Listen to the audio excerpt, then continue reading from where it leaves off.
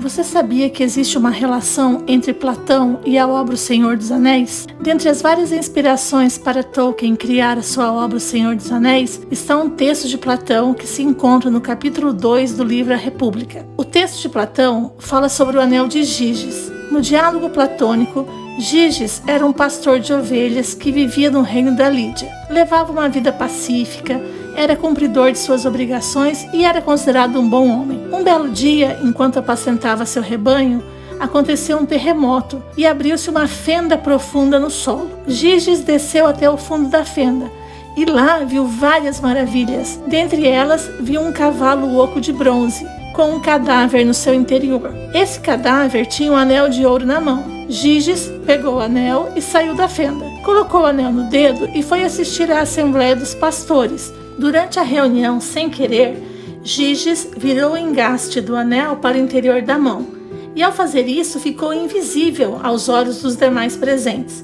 Assustado, Giges girou novamente o anel, colocando o engaste para o lado de fora, e imediatamente voltou a ser visível. Encantado com a descoberta, Giges testou o anel mais algumas vezes e confirmou o poder de invisibilidade que o anel lhe dava. A partir desse momento, Giges começou a cometer atrocidades, atos que nunca faria sendo visível. Porém, a sedução de poder agir sem ser visto, sem ser responsabilizado por seus atos, é muito grande. E por isso, Giges perdeu os freios morais, sociais, e só tem como consequência de seus atos aquilo que a sua própria consciência lhe aponta. Quando Giges está invisível, ele anula o olhar dos outros sobre seus atos e intenções. Ele está a sós consigo mesmo para decidir como lidar com os seus instintos e apetites, com suas vontades e desejos. Dentre as reflexões propostas por Platão com esse texto,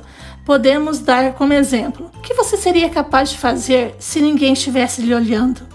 Se ninguém pudesse lhe julgar? De que modo você lidaria com as consequências de suas ações caso ninguém pudesse lhe responsabilizar e nem lhe estabelecer limites morais e legais? Podemos colocar isso de forma simples e coloquial através do questionamento: a ocasião faz o ladrão ou apenas revela o ladrão que já é? Giges se deixa seduzir pelo poder que o anel lhe confere, mas, ao invés de julgar Giges, podemos refletir sobre quem de nós resistiria a tal poder e se manteria justo e correto. Quem de nós respeitaria os limites morais e legais se pudesse agir sem ser responsabilizado pelos próprios atos? Na obra de Tolkien, O Senhor dos Anéis, essas reflexões sobre o poder, a ganância e a ambição estão personificadas na luta pela posse do anel, ou um anel. O brilho do um anel é sedutor e desperta a ganância e a ambição na natureza de quem o vê.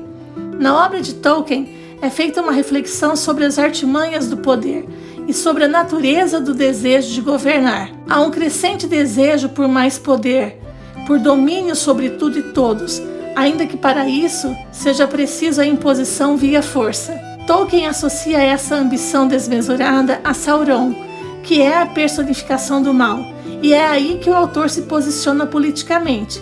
Pois se Sauron quer a todos dominar, a todos escravizar, e ele é o mal, Tolkien assim deixa claro o seu repúdio a esse tipo de poder e de governantes. Outro aspecto que merece destaque é que o um anel de Sauron, ao mesmo tempo que confere poder ao seu portador, também o escraviza. O portador do anel é escravizado pela cobiça e a ambição, que deturpam a compreensão moral sobre a vida e adoecem a alma. Assim como o anel de Giges, ou um anel de Sauron, confere o poder da invisibilidade a quem o usa.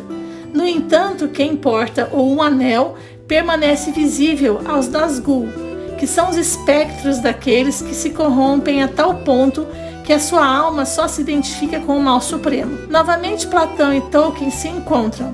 Nas duas histórias, a invisibilidade proporcionada pelos anéis é uma premissa para se alcançar mais poder, para se deixar levar pela ambição. Esse grande poder decorre da ausência do olhar do outro sobre nossas ações.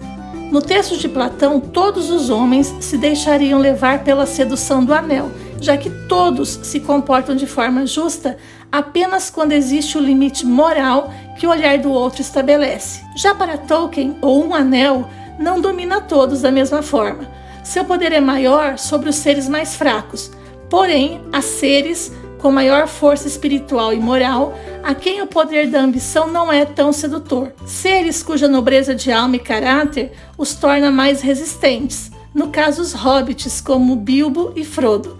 Apesar disso, Tolkien alerta: o poder corrompe mesmo os mais justos e nobres seres, por isso a destruição do Um Anel é necessária. Para Platão, o Anel de Giges apenas revela a verdadeira natureza de Giges. Para Tolkien, a culpa do mal está no anel e sua destruição significaria o fim desse mal. Apesar disso, o personagem Gandalf faz um alerta ao dizer que o anel não pode criar o mal em quem não tem o mal no coração. Além do Anel de Giges, sabe-se que Tolkien também se inspirou nas obras O Anel de Nibelungo, de Richard Wagner, e O Anel Encantado, de Andrew Lang.